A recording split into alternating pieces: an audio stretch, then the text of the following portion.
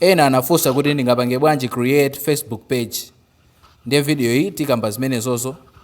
Ende uyoyo ndi Facebook Lite. Ndiye ndizosavuta.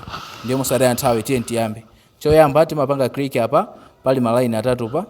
Tikapanga click pamenepa ndiye kuti timapita apapa alemba kuti pages, ndiye kuti pangaso click pamenepa alemba kuti pages pa.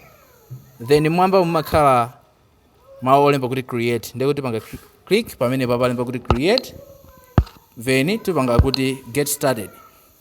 Apa mumayika page name kuti page yanu mukufuna kuti ikhale muzina lotani. Mwachisanzo tingoyika lililonse. Kaya tilemba kuti mwaswera mongoyeserera chabe. Tikatero tipanga next. Tikapanga next apapa umasankha category ya page yakoyo, ndiye upanga add category, ndiye umasankha apapa kuti kaya digital creator kaya ndi chani chilichonse chimene mukufuna. Ndiye mwachisanzo tisankha digital creator, then tikupanga next.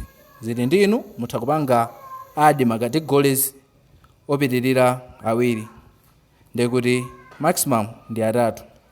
Ndiye kuti apanga tikapanga next, ndiye kuti apa imalemba kuti do you have a website. Ndiye kuti ngati muli ndi website mayika link pamenepo, koma anthu ambiri website alibe, ndiye tipanga skip.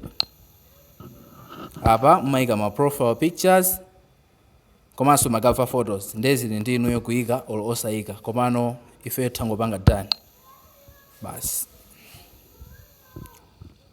Tikatero ndiye kuti apopo imakhala kuti yatheka. Tikapanga kaya no thanks.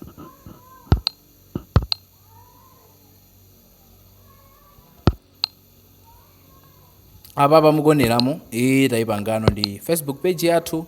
Ndiye ndizosavuta kupanga create Facebook page. Ndiye kuti ndi pure page.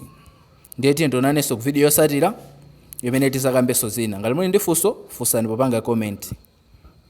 Funso lililonse lokhuza ma social media accounts ndi zina zambiri.